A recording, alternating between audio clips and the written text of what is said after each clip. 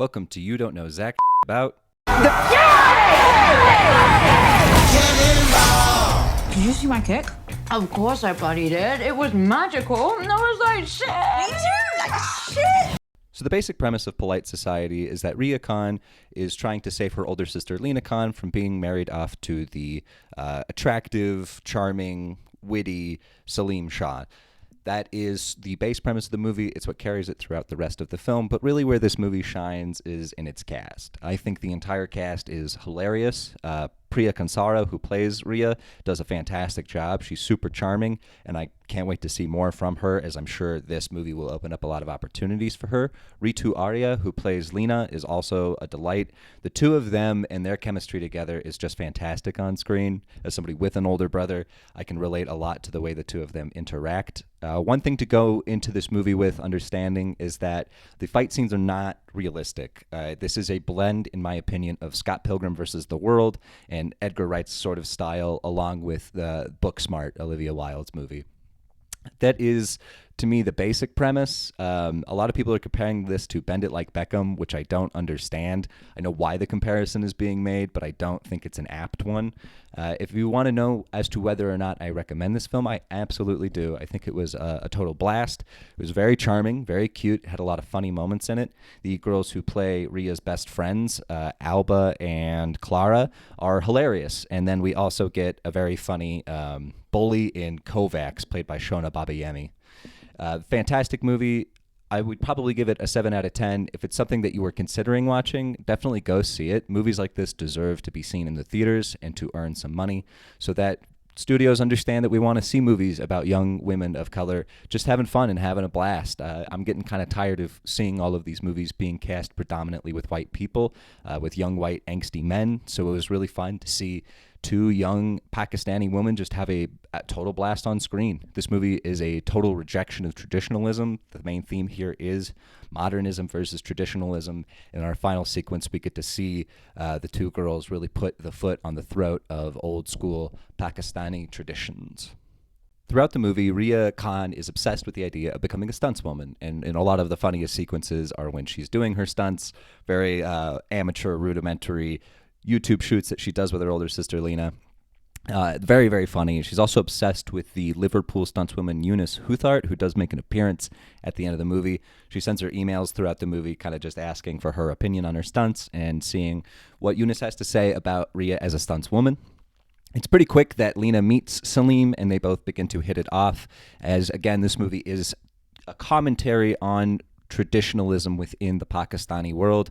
Indo-Pakistani tradition usually dictates that your parents decide who you will marry, and this movie is kind of exploring a family that is stuck between modernism and traditionalism. Even the parents in the Khan family are very much, Fatima and her husband are not traditional Pakistani parents. They really do embrace sort of modernism. They send Lena off to art school, something that the other Pakistani mothers are not fans of, specifically Salim's mother. Salim's mother is the one that invites them over to the Ed Soiree, where Salim meets Lena and they hit it off. It's also here where we later get the twist that Salim and his mother are really just trying to find the perfect candidate for a clone of Salim's mother, a woman who never got her opportunity at being independent. Being older, she was immediately married off out of high school, and so it was her goal to get her brilliant geneticist son to create a clone of her to embody in a woman, and that woman is going to be Lena because she is the perfect genetic clone. The reason I bring up the twist so early on is so that you understand as you go into this movie that it is a bit absurdist. Again, the fight scenes are very unrealistic. So the rest of the movie has this very down-to-earth tone, very similar to Booksmart and Superbad and movies like it, where you're really just following this young woman as she attempts to break up her older sister's relationship with her best friends. The best friends, it's weird because I'm seeing a lot of comments online and other reviews that people didn't like the best friends, but I thought Alba and Clara were hilarious. It feels to be like adults tend to forget what they were like and what their friends were like when they were teenagers, but I think that these girls absolutely nailed it. They really did feel like best friends. I thought that the three of them were hilarious together. I loved the bully Kovacs, especially at the end of the film when she lends them their car during the final sort of wedding sequence, and then she also joins in on the fight and helps these girls out, and they all become friends. It was a very heartwarming moment you don't tend to see in movies where the bully and the main character come together in a sort of fun, feminist loving way. This is not like a fantastic movie. When I say that I recommend it and I think people should go and see it, it's not because I think it's a masterpiece. That's not the implication I'm trying to give here.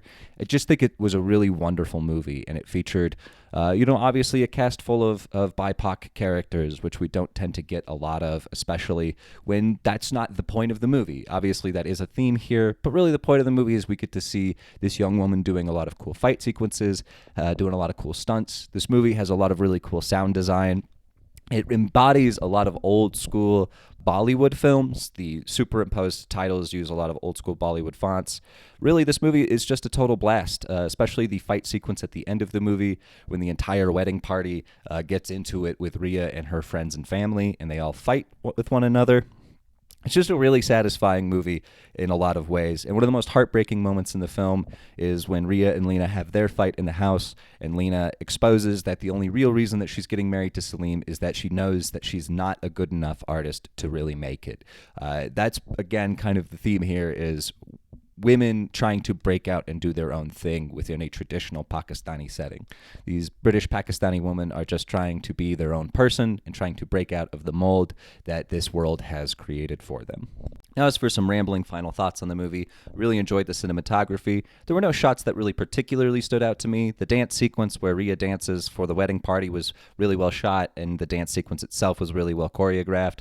The fight sequences are also very well choreographed. They're rather brief, but what's done is done well. One of the things that really threw me during this movie is the best friend who plays Alba looks like the brunette version of a girl I went to high school with, and then the guy who plays Salim looks like a Pakistani version of a dude I went to college with and hated. So it was kind of weird to watch this movie looking at these two characters and thinking like, oh my god, they look like so-and-so. But this was a great movie. Everybody really seemed like they were having a fun time. They were really enjoying what they were doing on screen, and like I said earlier, I would give Polite Society a 7 out of 10. Thanks again for watching. I've been Zach, you've been you, and this is You Don't Know Zach about Polite Society. If you liked the video, drop a like. It helps me out a lot. If you want to see more of my content, feel free to hit the subscribe button and share with your fellow film buffs. See you, Space Cowboy.